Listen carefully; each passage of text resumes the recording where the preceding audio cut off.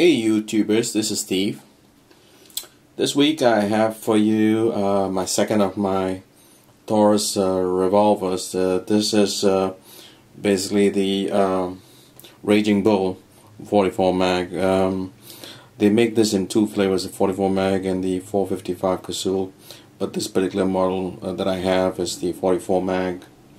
It's a nice soft shooting revolver that does a really good job of, as I mentioned in my original tracker series that I've did before, that both the Raging Bull and the trackers are both soft shooting because of the rubberized grips that they have on the frame.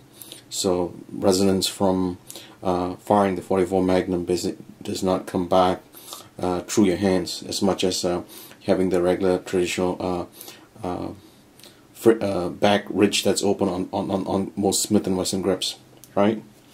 This particular 44 Magnum has 6 rounds in the chamber, and it has got a 6-inch barrel, and the groove is basically 1 in 18.75. It's got 5 grooves in the main barrel.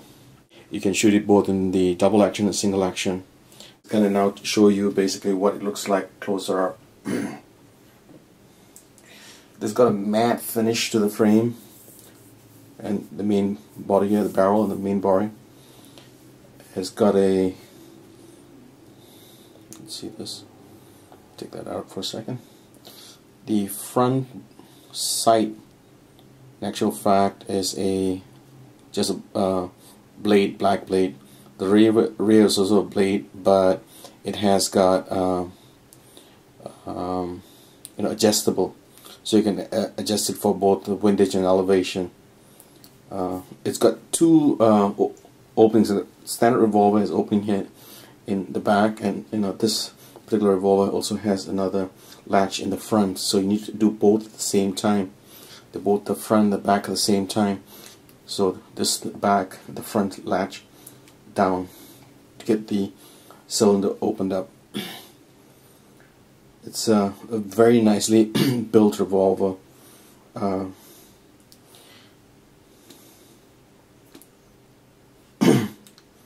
So when you put the cylinder back, you can basically cock it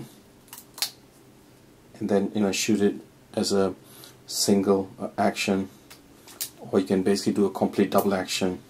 The double action is not pretty heavy for most people. I'm used to it.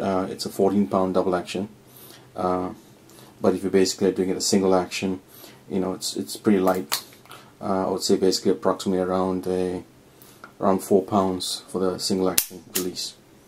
I'm planning to get this matte finish taken out and do a high polish. Check out my tracker series video that I basically did. I did the initial tracker series revolver, and then I did an update video on this that basically shows you the finish work that I've done on getting this high polished out. This is a really inexpensive revolver that has got a very high value to it. You don't have to spend as much as Smith & Wesson, but it shoots very accurately and light on your hands. For somebody who really likes to feel the 44 without the pain, this is a revolver for you. This rubberized grip that you see on the back of the Raging Bull, this red, a lot of you have complained that yours have turned black. One of the tricks that I do is basically when I come back from my shooting, I wash this rubberized grips with light soapy water and let it out to dry. That way it keeps its nice red luster. But the metal itself, the matte finish of the metal itself, does tend to basically fade with the the cleaning that I do because I shoot this quite often. So chemicals that I use sometimes to clean it, I use basically the lead remover majority of the time, the front of the cylinder, and in areas like this, the front of the barrel, and the porting. It's got very nice porting here that keeps the barrel down every time you fire it. those things, basically tend to affect the metal. So what I do is basically I'm trying to get this high polished out, so it sort of smoothens out the metal so that the chemicals won't fade out the matte finish that it has on this revolver. Alright guys, if you have any questions, do PM me. Thank you.